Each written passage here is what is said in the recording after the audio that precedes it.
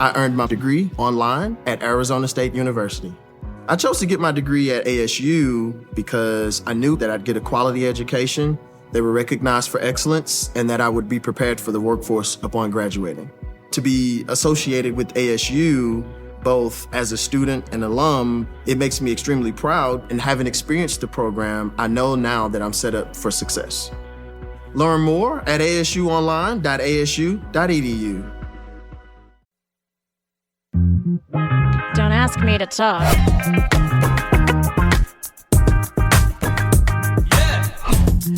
And welcome to another exciting edition of Don't Ask Me to Talk.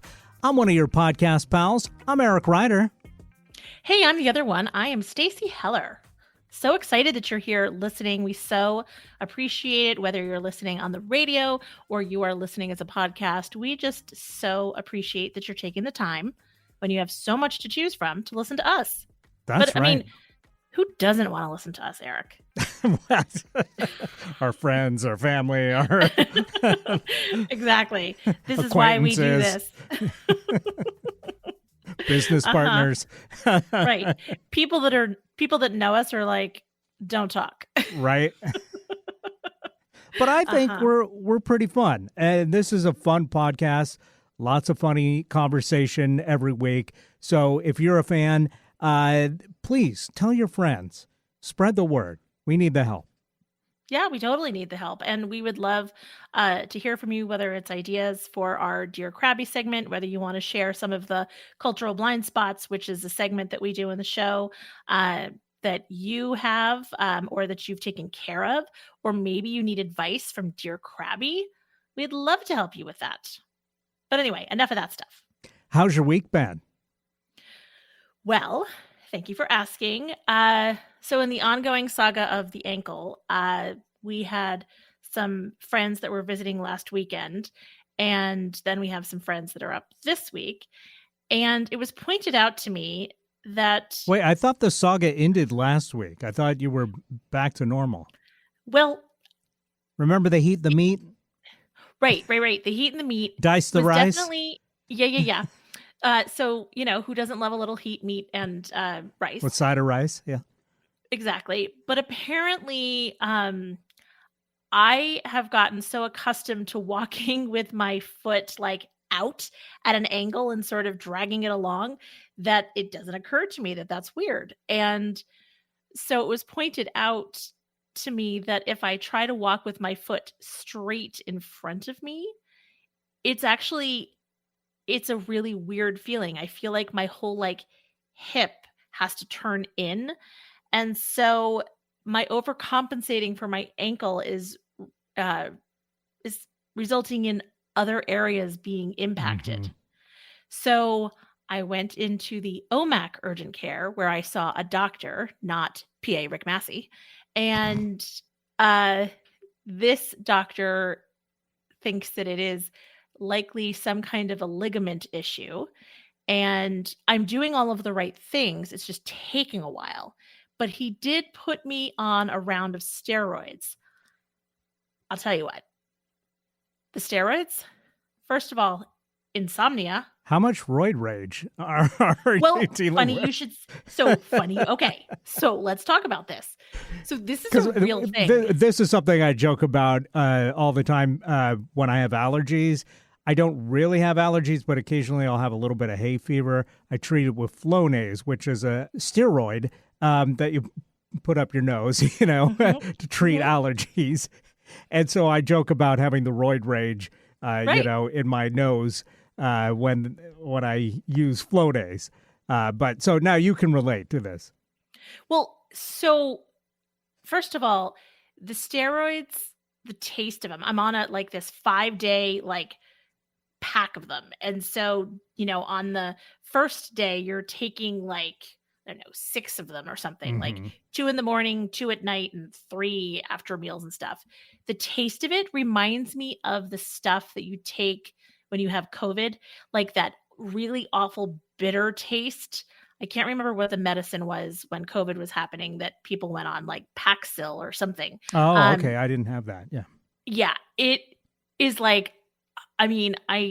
know that I'm saying this mostly joking. I would rather have COVID than have taken that medicine. Oh, really? It was awful. And so the steroids, like, they're small, but first of all, the taste is horrible. And listener, and Eric, how I feel about things that taste icky. Yeah. Then it is weird when like medications are like strangely good, like the taste, like for the Flonase, for instance, that has like a very distinct, not a taste because I'm putting it in my nose, but a smell that's very floral, actually. So it's almost like you're shooting pollen up your nose, and it's like, oh, that's kind of pleasant, actually.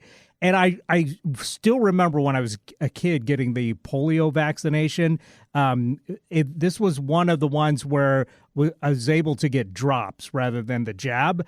And I remember that tasting really good and being like, I'm still chasing that. I've never tasted anything quite like the polio vaccination since. So you're like, I got to get that recipe. I can still taste it. Yeah.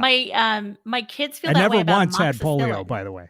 Hey, there you go. So totally worked. Yep. My kids love the taste of amoxicillin, the like penicillin and like the strawberry one. And they used to just be like, yum, yum, yum, yum, yum. And, it was like we would go in for something and they're like, am I getting the pink stuff? I'm like, no, this is not a pink stuff situation. So anyway, so the taste is horrible.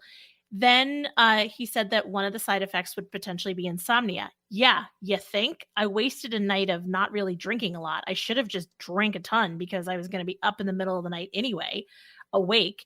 So that is horrible. And then I had to go to the bathroom and like so many times in the middle of the night. But I'm already seeing a huge difference. So it is not over. And he said that if the steroids don't help and it's not better within 2 weeks, then I need to go to a podiatrist.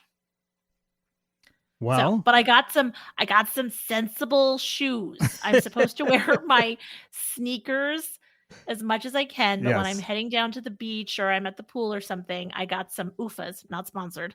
And they're supposedly very good sandals / flip-flops. I know you love doing the 9-inch stilettos at the beach. But take a break from that. Yep. It's this just not week, practical. Get back to normal, and then you can go back to those. Well, and walking on sand, it exacerbates the ankle, obviously. So it's horrible. So anyway, the ankle is in good shape. And then the other thing that I had to tell you about. Could be worse, by the way.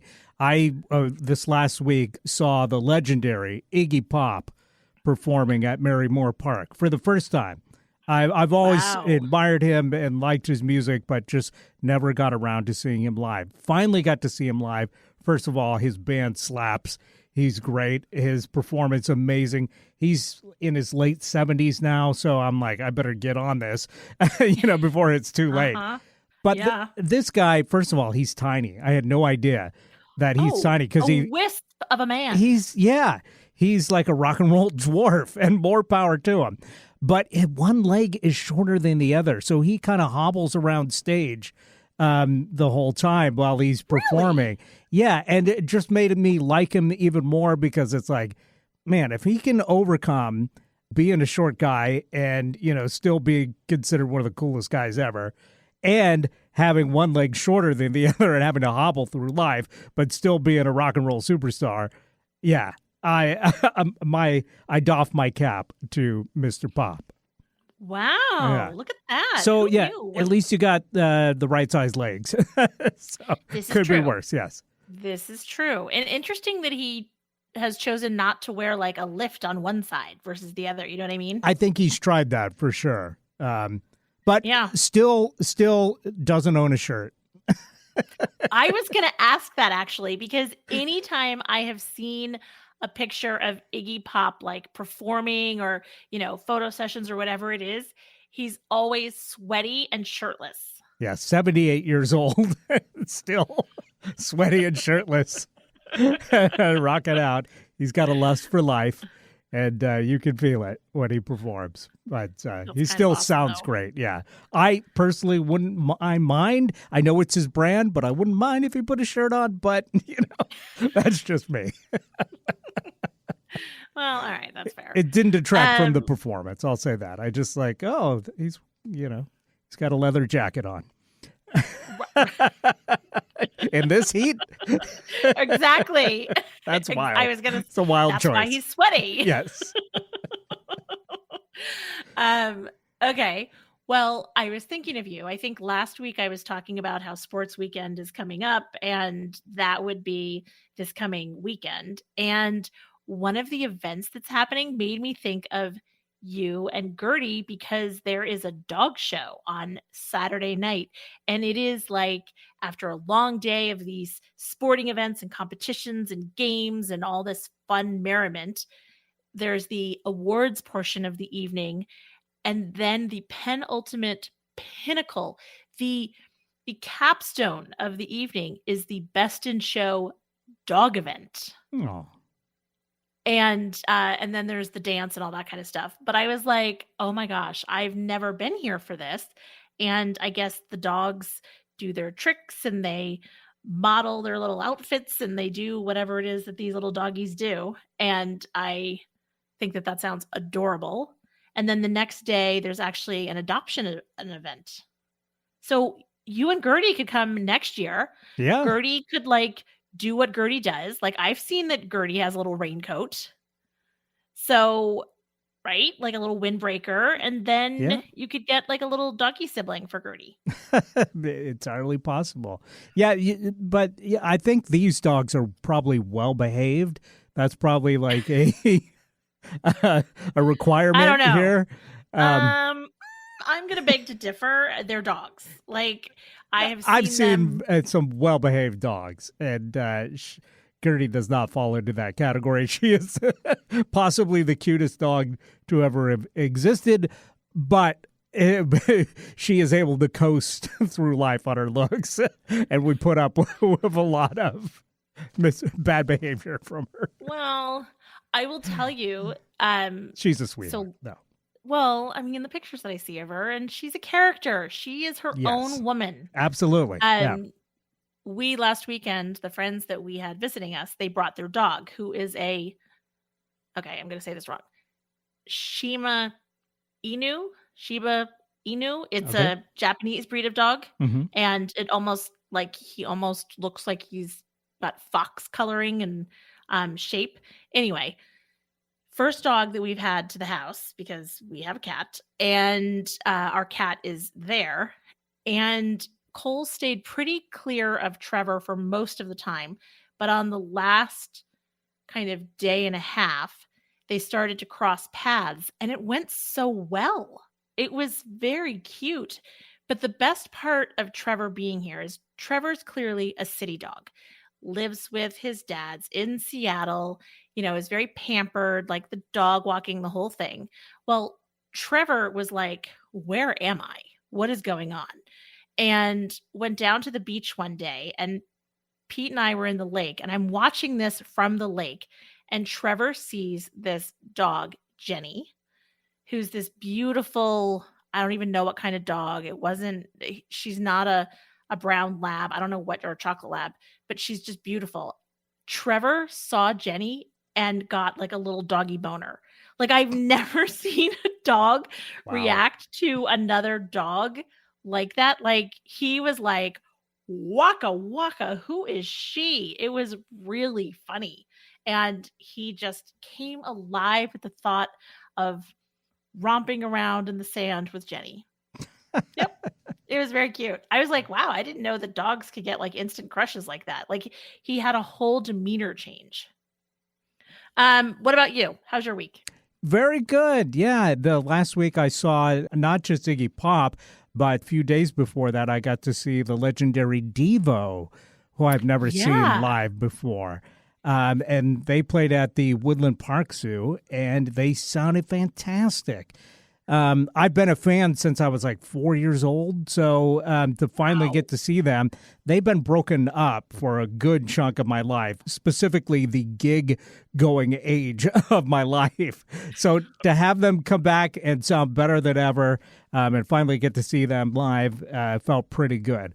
But I got to say, Woodland Park Zoo is a rough place to see a gig because their shows start at 6 o'clock on a weekday. And do you know what traffic is like in the hour leading up to 6 o'clock? Like rush Very hour. rough. Yes. Yeah. So it's like you got to take a whole day off of work if you really want to be on time to a show at the Woodland Park Zoo. What is their performance area like? And like, do the animals all hear this? Like, what? Like, that can't be happening in the jungle. Like when they hear "whip it," that's got to be upsetting. Right. I maybe they're into it. I would imagine. Yeah, they're probably having fun. It's a change of pace for them. Do they have a performance space? Yeah, they've got a lawn. So it's it's an outdoor venue, great stage, big lawn that everybody sits on and watches the show. And that's the other thing that's a little bit of a bummer with outdoor shows is usually the idea is that everybody sits on the grass or they'll have chairs, and they'll even have sections for people that want to bring their own chairs, so they're not blocking the view, so that you can sit in that section and have your specific chair, and you're not blocking the people that are just sitting on their towel or whatever. But usually 90% of the people decide to, not 90%, let's say 60% of the people decide to stand for the whole show. Then it's like, so that it completely defeats the purpose of any chairs or, where you're sitting.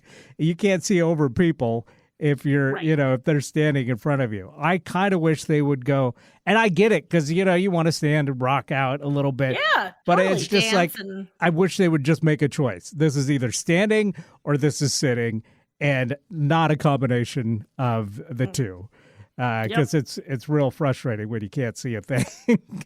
Totally. Because you're like, and people bring, is it like, I've been to concerts at like Chateau Saint Michel Winery and other places where you can bring in like your own food. You can't bring in your own drinks, but you can bring in your own food. So it's like you set up this whole nice little thing, and then you're like, great, now I can't see anything. And now I've got 10 people standing directly in front of me. Yep.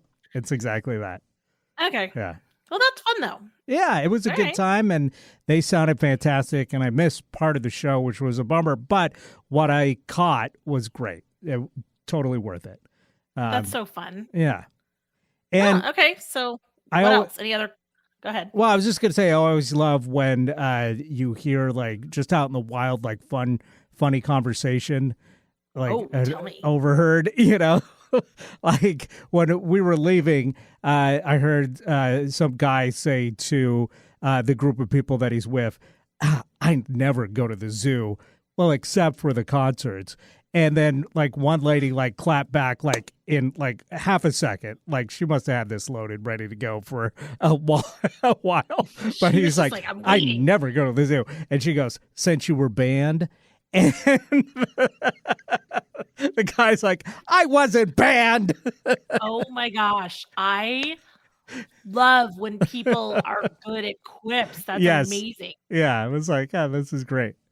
So that's funny. Yeah, enjoyed that. And it was a good time. And so it's been a fun kind of rockin' week. Got to see some legendary artists that I never had the chance to see before. So I feel like doing that a lot this summer. Yeah, like really making your way around. I've been really trying to cross off those cultural blind spots. You're a man on a mission. Yeah.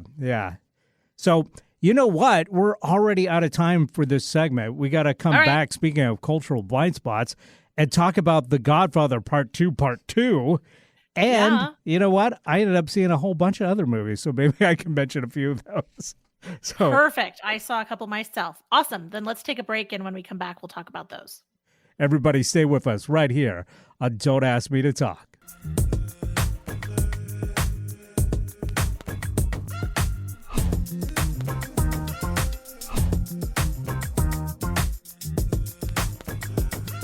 This is Eric Ryder reminding you to follow us on Facebook. We're at Don't Ask Me to Talk, and we're on Instagram, again, at Don't Ask Me to Talk. We'd love to hear from you, so check us out on social media and leave us a comment, leave us a like. Remember, you can always email us directly at asking@don'taskmetotalk.com. DAMTT.com. Or leave us a voicemail or text at 475-999-2726. That's 475-999-2726.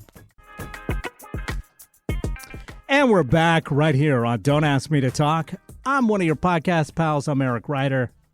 Hey, I'm the other one. I am Stacy Heller, and we're at that time in the show where we talk about cultural blind spots. Now, Absolutely. And did we get a Dear Krabby question this week? Not one that can't wait. Okay, good. We need more time.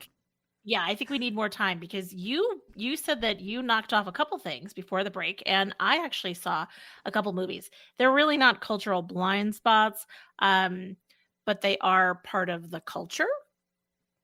Sure, okay. We'll same with the stuff that I saw. Well, why don't we first talk about The Godfather Part 2? Because this is one of the rare occasions where we've actually synced up on a crossing off a cultural blind spot. And we're gradually making our way through the Godfather trilogy. And we both watched Godfather Part 1, and we both watched Godfather Part 2. We broke up Godfather Part 2 into 2 weeks of discussion here because it's a long movie and there is an intermission. I watched it all in one fell swoop, but you broke it up over a couple weeks and you caught the last part this last week. And I'm trying to think if there was anything left that I wanted to say about it. But you're fresher having seen the last chunk of it. So why don't we get any additional impressions that you have, and then that'll jog my memory on what actually happened in that last hour. Okay. So here's the thing. Like, for those of you that haven't seen it, it vacillates between when the OG Godfather, Vito Corleone, yeah, I'm saying that wrong, his story when he was in New York as a young man, clearly starting to come up as a don in his neighborhood. And then also his son, Michael, and him taking over from his father. Yeah, after he dies in the first movie. Yep. And ironically, of natural causes. It's like with all the death and mayhem and all the things that go on, the fact that he died of natural causes is quite impressive. Yeah, I mean, but he was shot multiple times, so I'm guessing that since he passed shortly after that, I'm guessing that probably played into it. So it's hard to say whether it was natural causes or not, True. Yeah. True. Good point. So, I mean, this is sort of wrapping things up. There was two things that I took away. One, the scene where Kay confronts Michael and is like, this is over. And she talks about how she had an abortion. Yeah. And how, like, last week when you were talking about the miscarriage, I couldn't remember if the fact that she admits that it was an abortion was a pre-intermission or post-intermission. So yeah, this confirms. Post. Yeah, and I didn't want to spoil it for you, so I didn't say anything. But and I was as shocked as Michael. I was like, what? Yeah. And like the fact that like they said this even at the time. I mean, it was, the late 70s when this movie was made. Right. And, just the time that the movie depicts anyway, not that this hasn't been around for a long time, but I was like, what? And then the fact that she likens their marriage to an abortion, I was like, okay, like what is going on? I mean, she's not wrong. No, she was not wrong. And then the scene at the end where he is thinking back to a birthday dinner with his father, and all of the characters are coming in, gathering to have a birthday celebration for his father. And he announces that he's heading off to the Marines, and he's sitting alone at the table, and it's showing all the family members leaving and that he's alone. And it really connected to that moment when he went to seek counsel from his mother and talk about, like, do you lose your family? And I'm like, well, you only lose your family when you have them all offed. Right. Like, you literally shut the door in their faces and, whatever. So that was really He did lose his family, but it was because of his choices. Totally. Yeah. And just like his total sense of like what was his idea of, right and wrong and everything. And it was played really well because I didn't hate him. Hmm. Like as a character, Yeah. like, like I weirdly was like, okay, I mean, obviously not great choices and doing some of the things that he did and everything. And yet he was a complex character where you're like, okay, there's just some like he has whatever his weird skewed moral code is, and here we Right. are. So it was interesting. I definitely liked it, as we talked about last time, better than the first one. But I don't know where you go from here. So I'm a little worried for the third one. It is interesting with the first one that there is that conflict in him, even though they, as I pointed out, they make the switch with Michael very quickly, like where he's like, Right. yeah, I'm not going to be, I'm not part of this crime world. They do their Right. thing. I serve my country honorably. I'm not that type of person. And two, like, his dad gets shot and then bam, here's what we're going to do. We're going to murder all these people. Exactly. There's no sense of any kind of inner conflict. And even at the end of the movie on the first one, he's like, we're going to be we're going to be honest people. We're going to be completely legit businessmen in 5 years, he says, Right. essentially. Yep. And then with the second movie, that seems like that's all out the door. He doesn't care. Again, Right. Like, he's almost shot. And so that like seems to snap in his brain, like, not like, hey, I'm really in the wrong business. I should not be. right. To like, I I'm should just get going. back to olive oil. Yeah, I'm going full on crime all the time. Mhm. Yeah. Oh yeah. It was very interesting. And you felt like in those moments, you felt like he was like, it was a technicality. Like, no, Kay, I technically did not kill that person. Right. And it's like, okay. I mean, just because you didn't actually do the shooting doesn't mean that you're not to blame for the Yeah. death. So yeah, so it was good. And Fredo, did you see that coming? I kind of bought into like, okay, he's forgiven him. He's going to No, keep an he's eye not on. forgiven. He's going to keep an eye on him, but yeah, but then then No, he's swimming with the fishes in Lake or Tahoe. sleeping with the fishes. Yeah. Yeah, no, I was not. I was surprised that they let him hang out. He let him hang out for as long as he did. Right. I mean, it was just interesting. And it made me worried for little Michael, right? That's his son's name. Yeah, probably. And when Kay, his mother, came to visit and he wouldn't like kiss her goodbye or like, and I was just like, oh my gosh, he's already indoctrinated into that world and his father's world.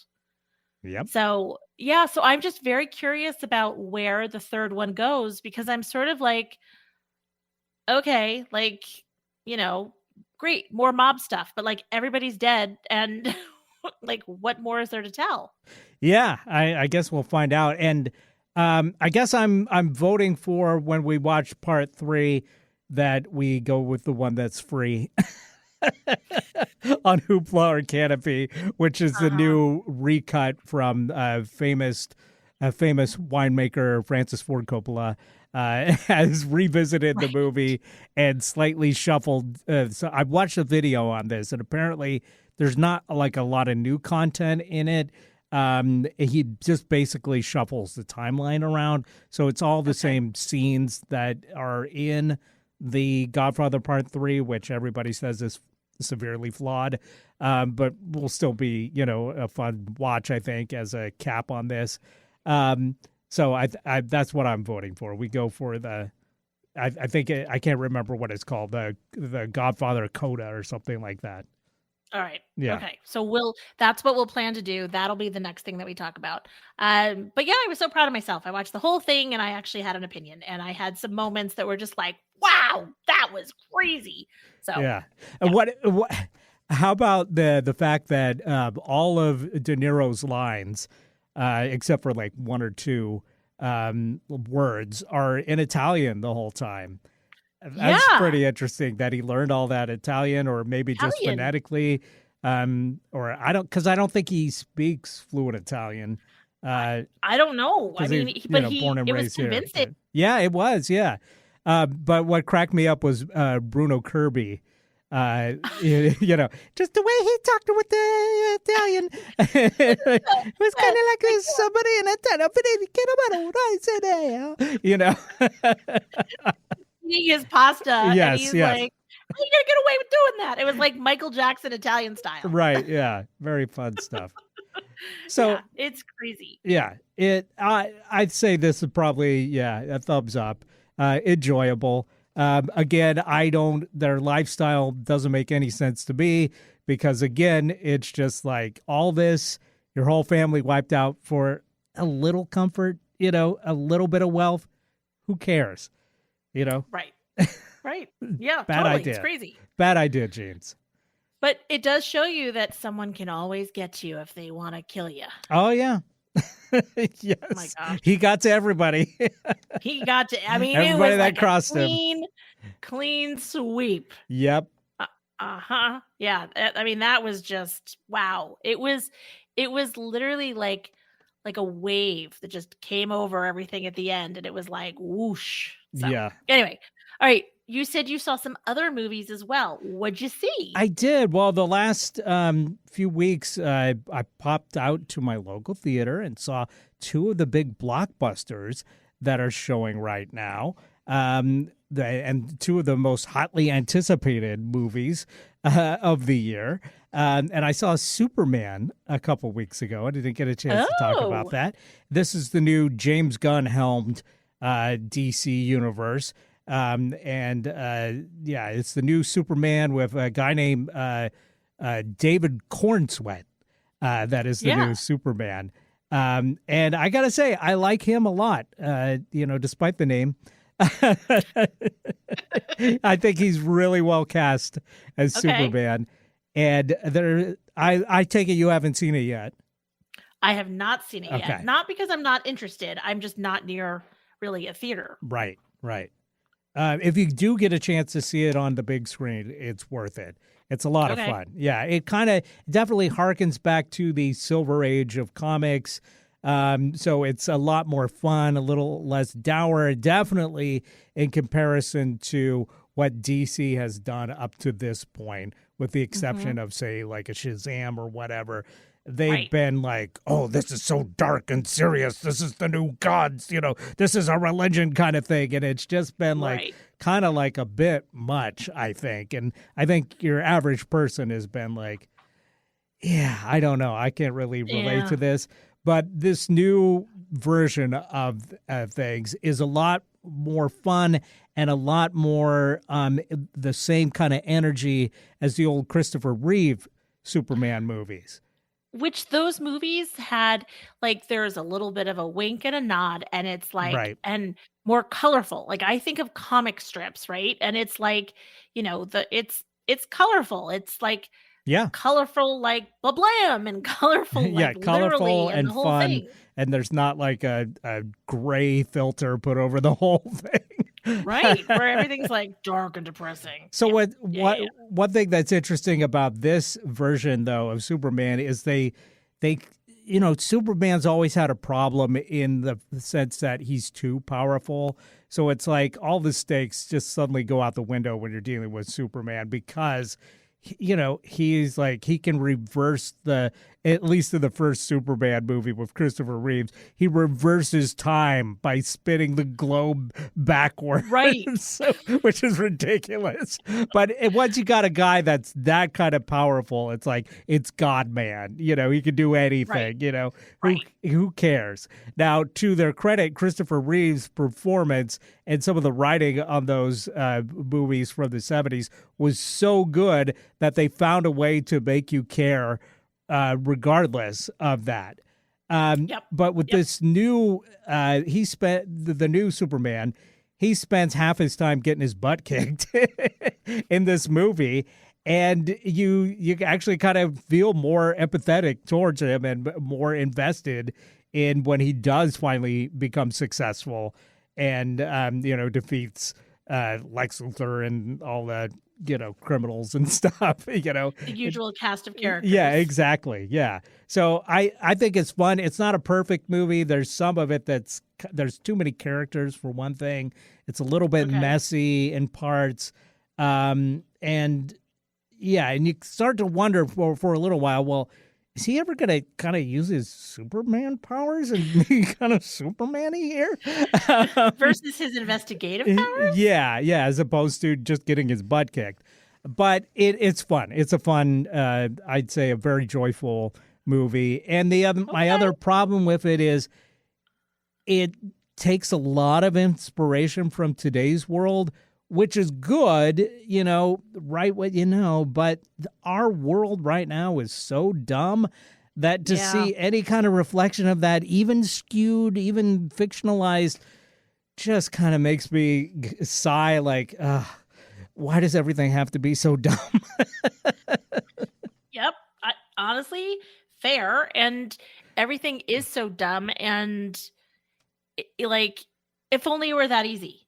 It's not that easy. Absolutely. So having ridiculous bad guys in a world that is a little ridiculous, it's more of escapism versus it's hard to enjoy the fantasy in an environment that's too close to home. But all that being said, enjoyed it a lot. Very fun. But, wow, okay. I tell you, a movie that does exactly what I just said about Superman, but better, what? In my opinion, is the Fantastic Four First Steps. Really? Which I just saw last night and loved. I think that this, first of all, is the best version of the Fantastic Four we've ever seen on the big screen. Wow, this is high praise from you. Yeah, I think this is I'm a Marvel movie fan, unabashedly. And I've seen them all, and some are better than others. I understand people, if they've got Marvel fatigue, I totally get it. Not everybody's on board for all of this. But I think if you haven't seen a Marvel movie in a while, this is the one to check out. It's completely self-contained.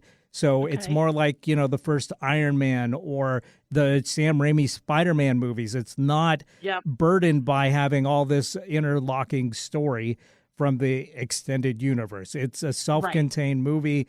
They're in their self-contained version of Earth where they essentially are the only superheroes.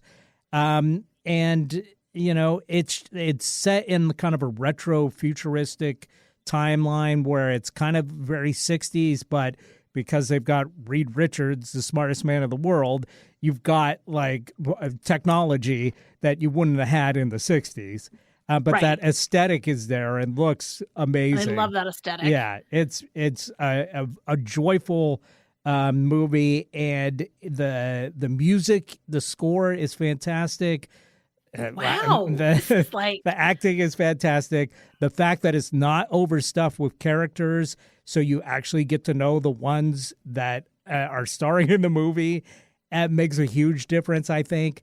I really enjoyed it, and I think this is top 3 Marvel movies of all time for me. And I think it's number 1 in the box office, so they don't need me plugging it, but if you have your doubts, like, oh, do I want to see another? I was bored with the last Captain America. Do I want to see another Marvel? This is the one to check out again because it captures everything that was fun about comic books when we were kids and puts it up on the big screen. And highly recommend. Honestly, I would say, you are such a tough critic in terms of what you enjoy and what you're willing to go to the theater for, and you have that particular taste. So I actually trust you because you're not just an automatic gimme if you like the topic. With Star Wars, you're there's certain parts of that whole universe that you're yep, that adds to it, but nope, that detracts. And the fact that I don't know, I'm I feel compelled to go to a double feature. Well, cool. Meanwhile, I think you'd have a lot of fun. Yeah, well, and Pete loves those kind of things, so maybe I'll see if I can go in Canada because I'm so close to Canada. There's got to be a movie theater in Canada. Sure. International They got one release. or two, eh? Probably. Okay, well, any others that you have before I tell you about what I watched? Because mine are the opposite of what you did. Yeah, so I saw these couple blockbusters at the theater. But at home, I've been streaming some classics that I never had the chance to check out before. So, Like what kind of classics? Like, Gone with the Wind type classics, or like well, sort of maybe lesser tier in cultural impact than that, but still popular movies. I'd never seen Tommy Boy before. And I watched it and I enjoyed it. It's dumb. Hey. It's dumb. Yep. But it is very funny. Chris Farley is great in it. David Spade is great in it, and it's a sweet story. And yeah, there's and just the I'm sure most people have seen this. I'm like the one sore toe sticking out here that hasn't seen this not at all. classic movie. But it's a lot of fun. I just love like the more their car gets destroyed as they go along on this road trip, the funnier it is. Oh yeah, I mean it's like held together with foil and gum. By Yes, the end. yeah. Oh yeah, it's ridiculous. And David Spade is one of those comics that, like, you see him on talk shows through the years or some of his stand-up. He is just so. He's smart and quick, and he's very acerbic, and like he and Chris Farley really had some magic together. Absolutely, yeah. They made a great comedy team. Yeah, they I know totally did. I haven't checked out like Black Sheep or any of the others that they made, so I don't know on those. But Tommy Boy, I think, is the gold standard from what I've heard of Chris Farley movies. So Yes. if you haven't seen it and for some reason it's escaped your viewing, check it out. It's fun, and it is on Hoopla, I think. So yeah, you can watch it for free, and it's a good time. That's so fun. Look at you. Well, along those lines, I watched Happy Gilmore 2. Oh, okay. Yeah. Okay. I guess this is doing Now- pretty well on Netflix. This is one of their big movies now. Yeah, so here's the thing. I just like a couple episodes ago talked about how like, oh, an Adam Sandler movie, like, say what you want about him, but the guy's funny and he's got heart. Like I just literally ran defense for him a couple episodes ago. And watching this movie, I have seen Happy Gilmore 1. It's funny, and I stand by what I say about him. It's stupid, but it's funny. He's got heart, like the whole thing. This just literally felt like a ribbon on like his career. Like, I want to give my daughters parts. I love sports. I don't want to wear anything other than sweats. Like, I'm going to bring in every sports star that I admire and like. I'm sort of going to have a story about like, a second type of golf league and whatever. And maybe it's because I don't know sports enough that I didn't appreciate all of the cameos and like the ridiculousness of that. But I was like, I found myself playing Merge Mansion while I was watching it more than usual. So it didn't hold your attention the whole time. It did not hold my attention. But that said, we have some more friends that are visiting us, and we got to talking about the movie, and they're all like, oh my God, it was great. It was better than the second one or the first one, like this whole thing. And I'm like, really?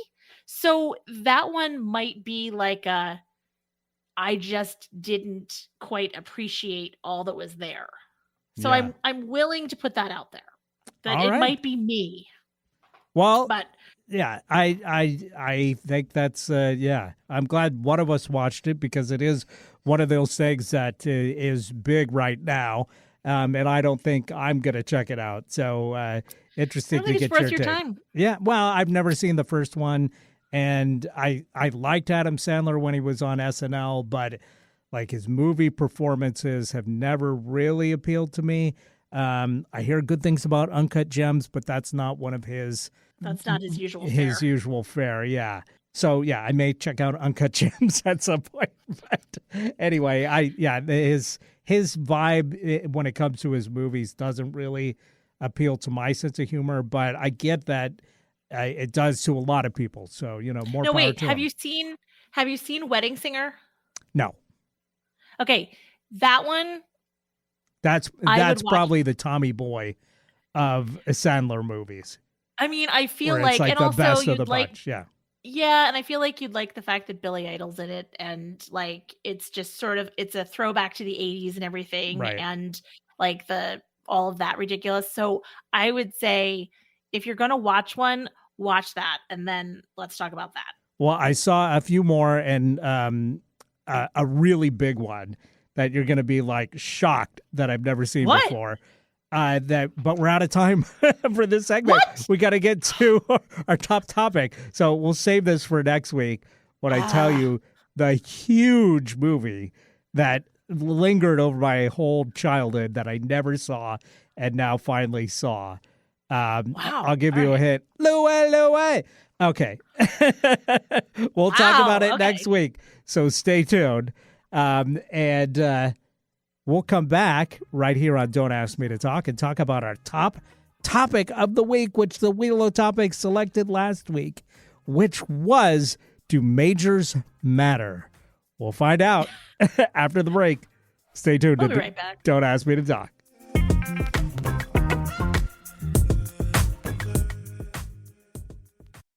Hey, I'm Stacey Heller. I'm one of your podcast pals, along with Eric Ryder from Don't Ask Me to Talk. Are you liking what you're listening to? Awesome. We would love if you would follow us on social media. We're on Facebook and Instagram as Don't Ask Me to Talk. We also are wherever you find your favorite podcast. You can follow us, subscribe, like, rate, whatever it is that you do. You can also email us. That's asking@don'taskmetotalk.com. And if you'd like, text or leave us a voicemail at 475-999-2726. Basically, we'd love to hear from you. Thanks for listening. Hey, everybody. We're back. You are listening to Don't Ask Me to Talk. I am one of your podcast pals. I'm Stacey Heller. I'm the other one. I'm Eric Ryder. No, I'm the other one. We're both the other ones. We are the other ones. I feel like it's like that movie, The Other Guys. We're the other ones. Hey, it's that part of the show where we do our top topic from the Wheel of Topics, which you're very good at explaining what happens. Yeah, you're the one that comes up with the topics. You put them on the wheel. The wheel chooses the topic, and we talk about it each week. So each week, I love to find out what the thinking process behind putting that particular topic on the Wheel of Topics was. And since you're the person that does it, you've got the insight. Well, so this week's topic, do majors matter, really resulted from, so as I've talked about in the past, I guess it depends on what branch of the military you're in, if majors matter. That got their... Sometimes if I got a joke, whether I know it's going to be groan-inducing or not, I got to use it. I understand. Like last week, I'll tell you the groan-inducing joke that I had that I'm sure people are going to groan over, and you're going to groan over, because everybody I've said this to groaned over. But some people have come around and then said, actually, that's pretty funny. But last week... Yeah. Tell me. Last week, we got the unfortunate news that Chuck Mangione passed away. Oh, yeah. And I said, so when I heard people talking about this, I said, and this was really... You're still chuckling about it. Just because I know you're going to groan. I love it. You're going to groan so hard. But I love that you're giggling so hard on this right now. I said, yes, and it was kind of a shocker because last I heard he was feeling so good. God. Oh, my gosh. Oh, my golly. Okay. Yeah, that's groan-inducing for sure. Sometimes, but if you just got one in the chamber, you got to get rid of it. You can't help yourself. It's true. It's okay. That was bad, but it was good. See, the thing is, people were like, too soon, but it's not at his expense. It's No, just the not at fact all. It's that honoring exactly in a weird, twisted way. that was his big hit. Yes, exactly. Oh my gosh. All right. Well, I'm gonna let you have that one because it is kind of good. I'm Okay, glad now how am I gonna somebody get back on actually topic? chuckled instead of just went, ah, boo. Well, but part of it was your definite, like, your just gleeful giggle about it. I mean, like, sometimes, like, you laughing at the joke is better than the joke. But this one, it's kind of 50-50. I'll take it. All right. You take what you can get. So do majors matter? Right. Why did it come up? So I have 4 kids, the last of whom graduated from college just this past June. And during his tenure at school, he did 4 years, not 10. He switched majors and had 3 majors during that time. And, and now in this crazy job market that we're having, it's like, does his major matter? Because he started out as computer science, he went to math, and then he ended up on as an econ major. And so this has been a debate in life. Like, I think about my niece who was an English major, but then went and took some coding classes and now does coding and, makes well over 6 figures and, is doing that. And then, I think back to the ever popular like poli-sci majors back in the day or creative writing. And just, do majors matter? And, what's the approach on that and thought on that? So, yeah, I mean, in some respects, you're talking to the wrong guy because I went to a technical college. Well, this is playing into my thoughts on that, but go on. So we didn't really have majors. You would take a course in the career that you were interested in.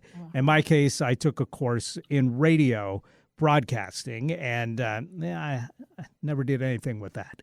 But, just a long career. Yes. But so other than that, in no. that sense, that was my major, and it did matter because this is what I'm doing to this day. So yeah, so I never went to like a 4-year university. Before that, I went to a community college. And part of the reason why I switched to a technical college was because a lot of the courses I was taking, I knew had no bearing on where my potential career was going to go. And I was like, I feel like this is a waste of time. I mean, education is never a waste of time. You always have also some money. Yes, but time and money. And if you want to get going with your career, to have an option that was 2 years rather than 4, 6, 8 years. Yeah. It just made, financial sense and just good sense. So that's the route I took. But as far as declaring a major in a university, I mean, I think it's helpful if you know what you're interested in career-wise.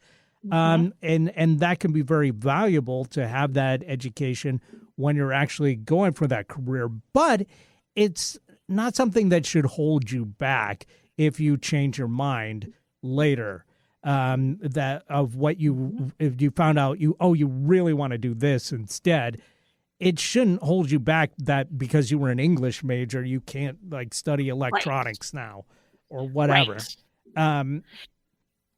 Yeah, so there's so many options for training now, and new education, and just different ways to work yourself into any kind of career now that I think that it matters, but it's not as critical as some people think. I've heard so many stories of, I went to college, and majored in education or whatever, and now I've started my own restaurant or something. You know what I mean? It's right. There's so many stories of that, and those people are successful. Yeah, you're not stuck in whatever field you decide to study in college. Nope, not at all. And that's it. I got no other skills. No, I 100% agree. I think that in a way, once upon a time, going to college was something that not everybody could do, and because it was something that was somewhat precious financially and just in terms of opportunity, you were a little bit more focused. And then when college has become sort of the common way of going and it's no longer that big of a deal, and now you probably need to get a master's degree or an MBA or something like that. It's more like, hey, I'm going to get an education and I'm going to go try some things. And as you say, education in any iteration is important, it's valid. Maybe it is a time to try out a whole bunch of things, and maybe it is the time to get your poetry major and your basket weaving minor. And whatever that's going to teach you is that maybe you're going to go an alternative route, and that's all great. And I think to that end, technical schools, kids are not being encouraged enough to go into those kinds of schools where they're really career focused. Like, you think Yeah. about the route that a lawyer or a doctor goes through, you're making that commitment early on. Your undergraduate career is very focused on all of the prerequisites. Then you go on to law school, med school, et cetera, et cetera. And in a way, a technical school, it's the same thing. Like, if you're interested in becoming an HVAC specialist, Right. great. Go to a technical school, learn it. You're not going to have Those the people are crazy paid debt. very well. Right. You're not going to have the crazy school debt. And by the way, you're going to make bank and Yeah. you're going to be able to retire. So I think we're on the same page here, and it's Yep. a good thing because we're out of time. So we got to pick Perfect. next week's topic, Let's do it. which is